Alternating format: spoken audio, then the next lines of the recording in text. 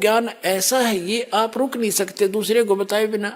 ऐसी रजा कर रखी दाता ने, ये भ्रंग बढ़ा देता है बार बार सुना के, उसने फिर आगे सुनाना पड़ता है कि इसका भी कल्याण हो जाए। उसकी रावण तो सुना नहीं था क्योंकि वो तो दारू पीवा धड़ी पक्की रावण खा कर मांस सो जा। उसका देवर था विभीषण, उसको लगी समझान, उस काफी वो सुनता रहा, बहुत ध्यान से सुना। तो वो कहने लगा कि आपने कल्याण करा लिया, फिर मुझे भी तो कल्याण करा मेरा भी। तो परमात्मा से उसको भी ज्ञान नाम दिलवाया और सारा ज्ञान समझ के वो दोनों भगवान के अधिकारी बन गए। बाकी उस लंका में कोई नहीं मान्या।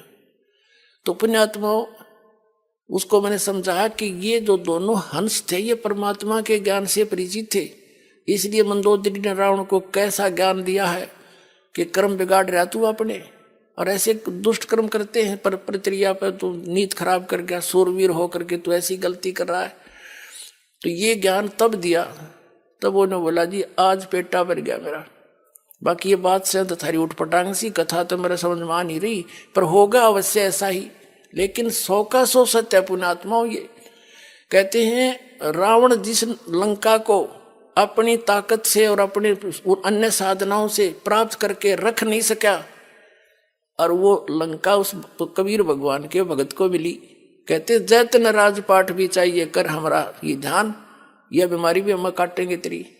कहते हैं भी विभीषण का भाग बडेरा, दासा तन आया तिसनेरा, दासा तन आया विश्व बीसा, ताको लंक देई बख्शीसा। बख्शीश में दिवाई कबीर भगवान ने, अगले तू कर ले राज, तने राज चाहिए, क्यों ज्ञान तो था नहीं, भक्ति मालिक की जरूर करते थे। तो अब वो सभी प्राणी जन्म लेते हुए आ रहे हैं, अब सबका मोक्ष होगा।